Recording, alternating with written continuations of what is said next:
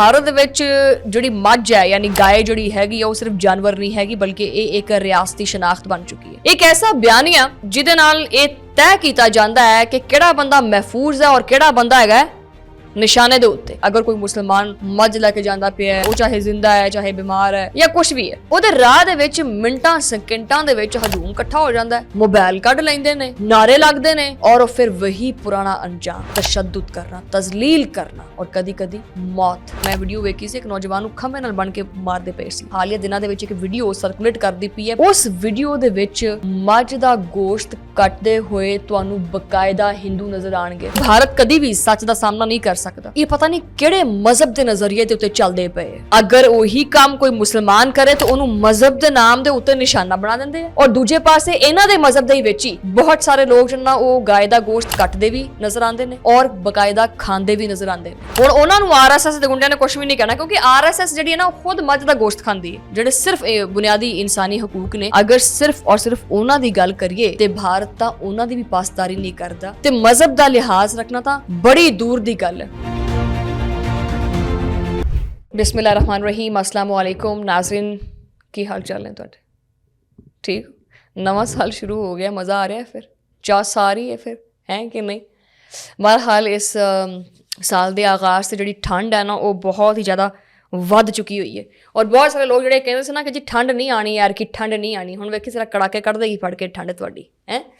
ਹਾਂਜੀ ਕੈਮਰਾਮੈਨ ਸਾਹਿਬ, ਵਲੌਗ ਸ਼ੁਰੂ ਕਰ ਲਈਏ। ਚਲੋ ਜੀ ਵਲੌਗ ਸ਼ੁਰੂ ਕਰਦੇ ਹਾਂ। ਨਾਜ਼ਰੀਨ ਤੁਸੀਂ ਦੇਖ ਰਹੇ ਹੋ 360 ਡਿਜੀਟਲ ਪੰਜਾਬੀ ਔਰ ਮੈਂ ਹਾਂ ਤੁਹਾਡੀ ਮੇਜ਼ਬਾਨ ਸ਼ਮਾਇਲਾ ਨਿਆਜ਼। ਤੁਹਾਨੂੰ ਪਤਾ ਹੈ ਕਿ ਭਾਰਤ ਦੇ ਵਿੱਚ ਜਿਹੜੀ ਮੱਝ ਹੈ ਯਾਨੀ ਗਾਏ ਜਿਹੜੀ ਹੈਗੀ ਉਹ ਸਿਰਫ ਜਾਨਵਰ ਨਹੀਂ ਹੈਗੀ ਬਲਕਿ ਇਹ ਇੱਕ ਰਿਆਸਤੀ ਸ਼ਨਾਖਤ ਬਣ ਚੁੱਕੀ ਹੈ। ਇੱਕ ਐਸਾ ਬਿਆਨੀਆ ਜਿਹਦੇ ਨਾਲ ਇਹ ਤੈਅ ਕੀਤਾ ਜਾਂਦਾ ਹੈ ਕਿ ਕਿਹੜਾ ਬੰਦਾ ਮਹਿਫੂਜ਼ ਹੈ ਔਰ ਕਿਹੜਾ ਬੰਦਾ ਹੈਗਾ ਨਿਸ਼ਾਨੇ ਦੇ ਉੱਤੇ। ਹਾਲੀਆ ਸਾਲਾਂ ਤੋਂ ਆਪਾਂ ਬਾਰ-ਬਾਰ ਦੇਖਿਆ ਕਿ ਅਗਰ ਕੋਈ ਮੁਸਲਮਾਨ ਮੱਝ ਲੈ ਕੇ ਜਾਂਦਾ ਪਿਆ ਹੈ ਯਾਨੀ ਗਾਂ ਲੈ ਕੇ ਜਾਂਦਾ ਪਿਆ ਜਾਂ ਆਂਦਾ ਪਿਆ, ਉਹ ਚਾਹੇ ਜ਼ਿੰਦਾ ਹੈ ਚਾਹੇ ਬਿਮਾਰ ਹੈ ਜਾਂ ਕੁਝ ਵੀ ਹੈ, ਉਹਦੇ ਰਾਹ ਦੇ ਵਿੱਚ ਜਿਹੜਾ ਮੁਸਲਮਾਨ ਲੈ ਕੇ ਜਾਵੇ ਤਾਂ ਉਹਦੇ ਰਾਹ ਦੇ ਵਿੱਚ ਮਿੰਟਾਂ ਸਕਿੰਟਾਂ ਦੇ ਵਿੱਚ ਹਜੂਮ ਇਕੱਠਾ ਹੋ ਜਾਂਦਾ ਹੈ, ਮੋਬਾਈਲ ਕੱਢ ਲੈਂਦੇ ਨੇ, ਨਾਰੇ ਲੱਗਦੇ ਨੇ, ਇਲਜ਼ਾਮ ਲੱਗਦਾ ਹੈ ਕਿ ਹਾਏ ਹਮਾਰੀ गाय माता को कहां पर लेकर जा रहे हो तो, और फिर वही पुराना अंजाम, तशद्दुद करना, तजलील करना और कदी कदी मौत। बथेरिया वीडियोज़ ने, एक मैं वीडियो वेखी सी, एक नौजवान खंभे नाल बन के मारते पे सी मजहब के नाम के उत्ते। ये मजहब जिहड़ा ना वो मजहब नहीं इनू कह सकते, इनू सिर्फ ये कह सकते हैं कि कुछ मखसूस ग्रुप्स ने RSS दे जिहड़ा कि इस ताकत के नशे दे विच ये करते। हालिया दिनों के एक वीडियो सर्कुलेट करती पई है पूरे सोशल मीडिया के उत्ते, बड़ी तेज़ी नाल वीडियो फैली है, वायरल हुई है। उस वीडियो दे विच मੱਝ ਦਾ ਗੋਸ਼ਤ ਕੱਟਦੇ ਹੋਏ ਤੁਹਾਨੂੰ ਬਕਾਇਦਾ ਹਿੰਦੂ ਨਜ਼ਰ ਆਣਗੇ ਔਰ ਇਹ ਹਿੰਦੂ ਭਲੇ ਇਹ ਕਹਿ ਦੇਣ ਕਿ ਜੀ ਨਹੀਂ ਅਸੀਂ ਇਦਾਂ ਨਹੀਂ ਕਰਦੇ ਹੈਗੇ, ਕਰਦੇ ਨੇ ਬਹੁਤ ਸਾਰੇ ਲੋਕ। ਬਹੁਤ ਸਾਰੇ ਹਿੰਦੂ ਇਹ ਗਾਏ ਦਾ ਗੋਸ਼ਤ ਕੱਟਦੇ ਵੀ ਨੇ ਔਰ ਖਾਂਦੇ ਵੀ ਨੇ। ਇਹ ਪਤਾ ਨਹੀਂ ਕਿਹੜੇ ਮਜ਼ਹਬ ਦੇ ਨਜ਼ਰੀਏ ਦੇ ਉੱਤੇ ਚੱਲਦੇ ਪਏ। ਅਗਰ ਉਹੀ ਕੰਮ ਕੋਈ ਮੁਸਲਮਾਨ ਕਰੇ ਤਾਂ ਉਹਨੂੰ ਮਜ਼ਹਬ ਦੇ ਨਾਮ ਦੇ ਉੱਤੇ ਨਿਸ਼ਾਨਾ ਬਣਾ ਦਿੰਦੇ ਆ ਕਿ ਜੀ ਸਾਡੀ ਗਾਓ ਮਾਤਾ ਦੇ ਨਾਲ ਇਦਾਂ ਕੀਤਾ। ਔਰ ਦੂਜੇ ਪਾਸੇ ਇਹਨਾਂ ਦੇ ਮਜ਼ਹਬ ਦੇ ਵਿੱਚ ਹੀ ਬਹੁਤ ਸਾਰੇ ਲੋਕ ਜਿਨ੍ਹਾਂ ਉਹ ਗਾਏ ਦਾ ਗੋਸ਼ਤ ਕੱਟਦੇ ਵੀ ਨਜ਼ਰ ਆਉਂਦੇ ਨੇ ਔਰ ਬਕਾਇਦਾ ਖਾਂਦੇ ਵੀ ਨਜ਼ਰ ਆਉਂਦੇ ਨੇ। ਬਸ ਇਹ ਹੈ ਕਿ ਸਰਿਆਮ ਨਹੀਂ ਖਾਂਦੇ ਹੈਗੇ, ਲੋਕ ਸਾਰੇ ਅੰਦਰੋਂ ਅੰਦਰ ਖਾਂਦੇ ਨੇ। ਫਿਰ ਕਹਿੰਦੇ ਕਿ ਜੀ ਅਸੀਂ ਬੜੇ ਵੈਜੀਟੇਰੀਅਨ।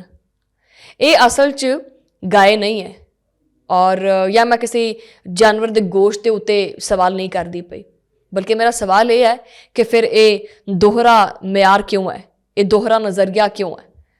मतलब तुसी किनू पागल बनाने की कोशिश करते हैं कि तुसी वो वीडियो नहीं देखी है या मैं खुद कहनी पई अपने आप तो? किस तरह वो की लेंदे ने कसाई बन के बैठे सारे दे सारे, किस तरह वो आला दुआला बना के बैठे हुए है किसाई और बकायदा हसदे पे ने और गोश्त कटते पे मੱਝ ਦਾ। ਹੁਣ ਉਹਨਾਂ ਨੂੰ RSS ਦੇ ਗੁੰਡਿਆਂ ਨੇ ਕੁਝ ਵੀ ਨਹੀਂ ਕਹਿਣਾ, ਕਿਉਂਕਿ RSS ਜਿਹੜੀ ਹੈ ਨਾ ਖੁਦ ਮੱਝ ਦਾ ਗੋਸ਼ਤ ਖਾਂਦੀ ਹੈ। RSS ਖੁਦ ਖਾਂਦੀ ਹੈ, ਠੀਕ ਹੈ। ਇਹ ਜਿਹਨਾਂ ਕੋਲੋਂ ਮੁਸਲਮਾਨਾਂ ਕੋਲ ਜਿਹੜਾ ਮੱਝਾਂ ਲੈ ਕੇ ਜਾਂਦੇ ਜਾਂ ਗਾਵਾਂ ਲੈ ਕੇ ਜਾਂਦੇ, ਕਿਧਰੇ ਪਾਸੇ ਲੈ ਕੇ ਜਾਂਦੇ, ਆਪਦੇ ਪਾਸੇ ਲੈ ਕੇ ਜਾਂਦੇ। ਉਹ ਇਹਨਾਂ ਨੇ ਆਪਦੇ ਵਾਸਤੇ ਇਸਤੇਮਾਲ ਕਰਨੀਆਂ ਹੁੰਦੀਆਂ ਨੇ। ਈਵਨ ਕਿ ਕੁਛ ਰਿਆਸਤਾਂ ਦੇ ਵਿੱਚ ਅਗਰ ਮੁਸਲਮਾਨ ਕਿਸੇ ਮੱਝ ਨੂੰ ਵੈਸੇ ਵੀ ਕਿਸੇ ਆਸੇ-ਪਾਸੇ ਲੈ ਕੇ ਜਾ ਰਿਹਾ ਹੋਵੇ ਤਾਂ ਉਹਨੂੰ ਫੜ ਕੇ ਜ਼ਿੰਦਾ ਹੀ ਮਾਰ ਦਿੰਦੇ ਆ ਕਿ ਤੂੰ ਸਾਡੀ ਗਾਓ ਮਾਤਾ ਨੂੰ ਹੱਥ ਕਿਉਂ ਪਾਇਆ। ਮੈਂ ਮਜ਼ਹਬ ਦੇ ਉੱਤੇ ਵੈਸੇ ਤਨਕੀਦ ਨਹੀਂ ਕਰਨਾ ਚਾਹੁੰਦੀ, ਲੇਕਿਨ ਫਿਰ ਵੀ ਇਹ ਤੁਸੀਂ ਅਗਰ ਵੀਡੀਓ ਦੇਖੋ ਤੇ ਕੀ ਇਹ ਦੋਹਰਾ ਮਿਆਰ ਭਾਰਤ ਦਾ ਸਾਹਮਣੇ ਨਹੀਂ ਆਉਂਦਾ?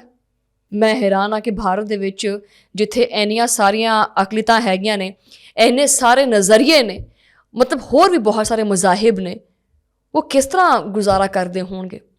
ਮਤਲਬ ਜ਼ਿੰਦਗੀ ਦਾ ਜੀਣਾ ਤਾਂ ਦੋਬਰ ਹੋ ਜਾਂਦਾ ਹੈ।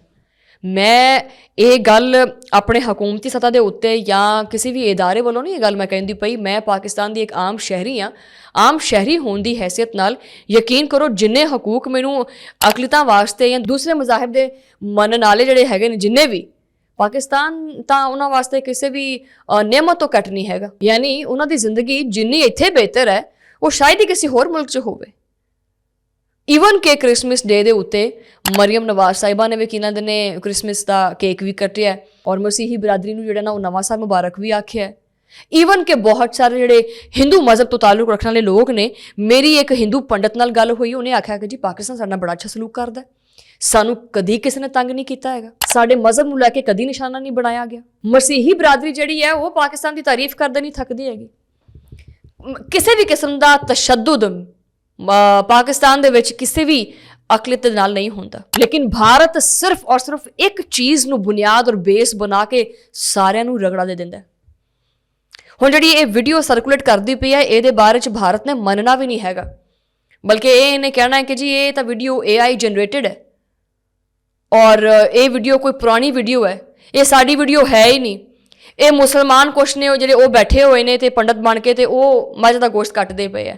ਮੰਨਣਾ ਤਾਂ ਇਹਨੇ ਹੈ ਨਹੀਂ, ਕਿਉਂਕਿ ਭਾਰਤ ਕਦੀ ਵੀ ਸੱਚ ਦਾ ਸਾਹਮਣਾ ਨਹੀਂ ਕਰ ਸਕਦਾ।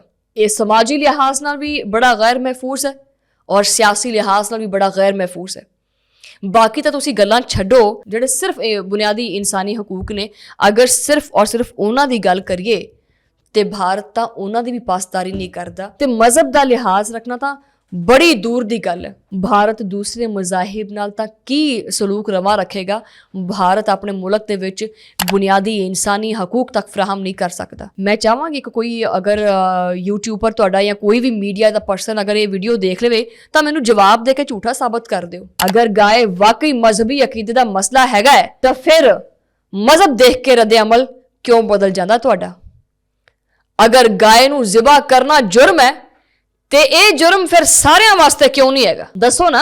ਤੁਸੀਂ ਇਹ ਸਮਝਦੇ ਨਾ ਕਿ ਜੀ ਜੁਰਮ ਹੈ। ਮੁਖਤਲਿਫ ਰਿਆਸਤਾਂ, ਮੁਖਤਲਿਫ ਜਿਹੜੀਆਂ ਗੁੰਜਾਇਸ਼ਾਂ ਨੇ ਉਹ ਚੱਲਦੀਆਂ ਪਈਆਂ ਔਰ ਇਹਦਾ ਸਿਮਤ ਜਿਹੜਾ ਨਾ ਕੋਈ ਵੀ ਤੈਅ ਨਹੀਂ ਕੀਤੀ ਜਾ ਸਕਦੀ।